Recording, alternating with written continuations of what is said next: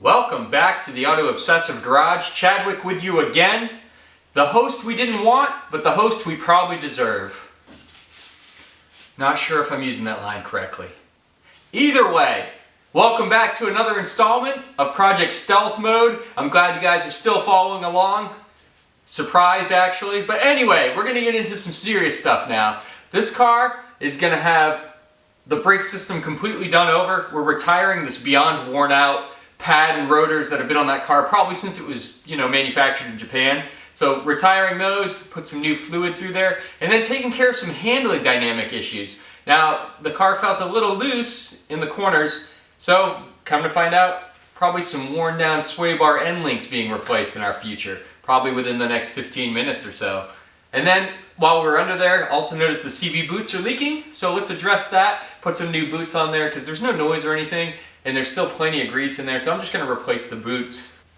And that should take care of today's episode. So let's get in the garage and get to work.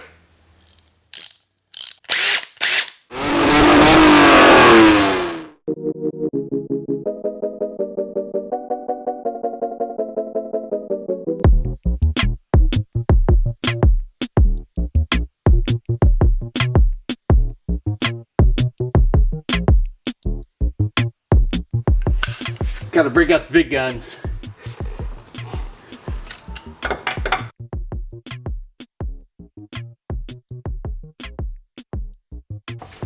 Oh man, I've never had caliper bolts on that tight.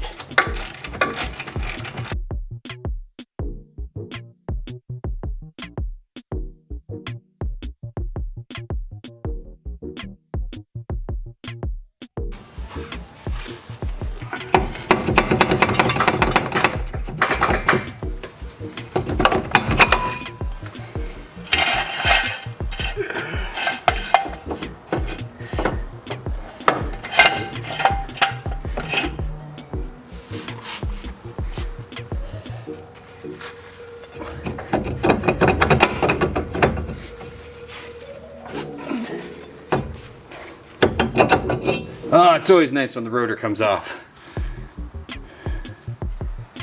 With that brake rotor off, I have a really straight shot at both the CV boot and the end link for the sway bar. So I'm actually going to do those jobs right now. With that brake rotor off, it just opens up that much more access. I don't have to do the operation from under the car. So it looks like it's going to be easy just to do those at the same time. First things first, we got to clean up some of this grease.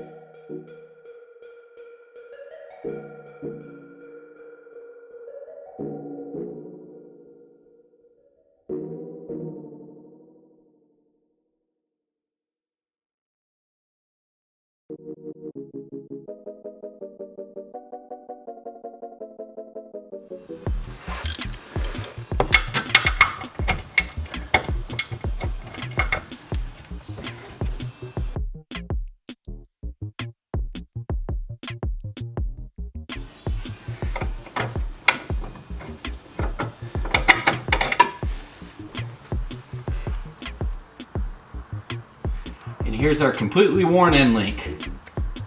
Yeah, look at that. That is not, that's not good. Yeah, look at this. You can move this around with your thumb super easy. These are shot. Time to put the new ones in.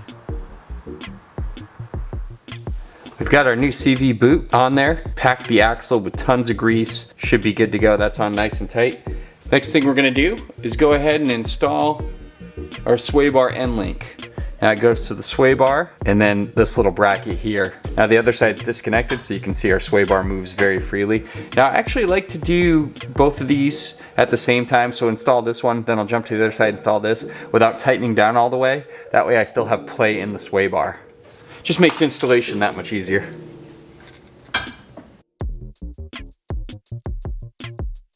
Pretty straightforward stuff here, guys. And you can see it is simply just finger tighten, so you can still move everything around, which is awesome. And then we'll install the other one and then we'll tighten everything down to spec. Okay, I've got the other end link for the sway bar on the driver's side, finger tightened too. So the sway bar still has some play in it, which is nice for torquing these down. Now, these aftermarket ones require you to hold it in place with a wrench while you torque the bolt down. Definitely different than the factory setup, so let's go ahead and do that and get this all taken care of.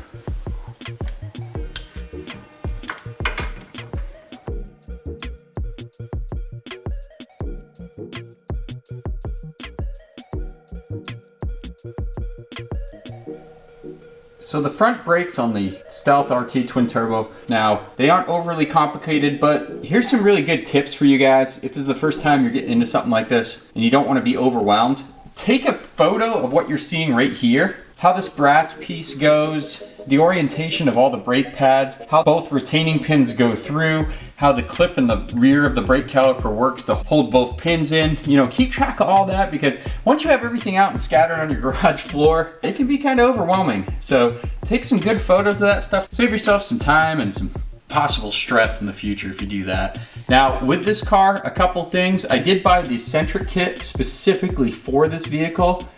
Everything fit wonderfully. It's a great kit. The only issue I had was with the retaining spring here, or the retaining clip. So it clips onto the caliper. It has to be pretty long right here. And the one that came in the package did not have a long enough tab to reach around and secure. So it basically was useless. I had to reuse the original. And that's another tip I wanted to share with you guys. Do not, under any circumstance, just throw old parts out until you're 100% sure all the new ones are gonna work.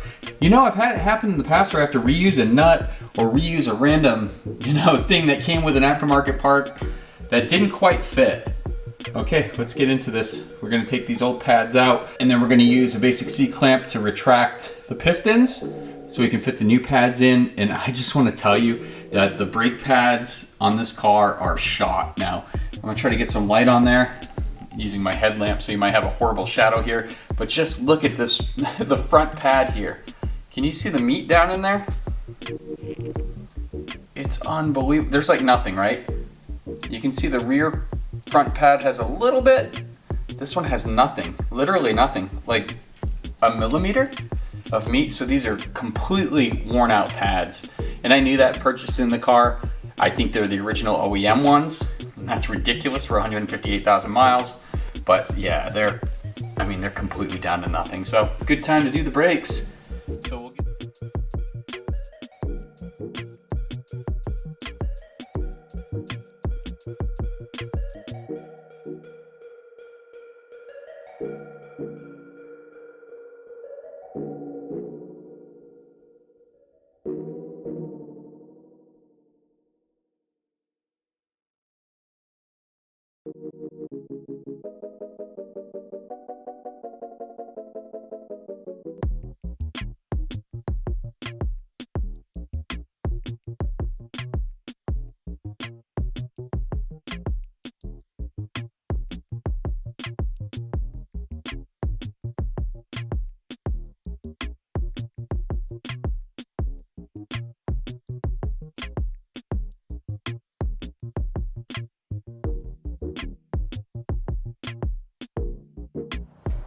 Given the condition of those brake pads and rotors we pulled off of the Stealth, I'm gonna go ahead, probably not out on too much of a limb here, assume this is pretty old brake fluid too. So we're gonna put some fresh brake fluid in there, bleed each caliper, starting of course with the one furthest from the master cylinder, which would be our passenger rear, and then we'll work our way forward and do all four corners. So that should help a lot. So let's load this up with some fresh brake fluid and get this job taken care of.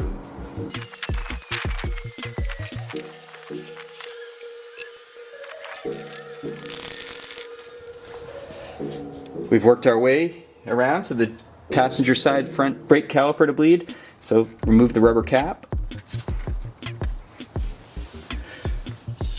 These bleeding screws are 10 millimeter, so go ahead and get in place. And then you're gonna go ahead and fit your drain bottle and hose over. And then we're gonna break the bleed screw loose and watch all the old fluid drain out. There she goes.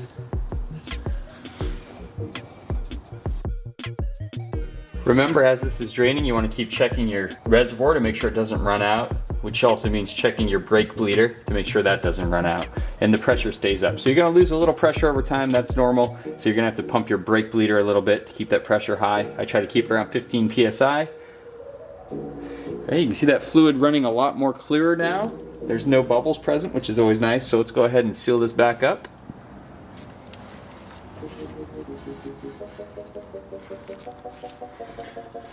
Then we'll move over to the driver's side front caliper, knock that out, and we'll be done with the bleeding.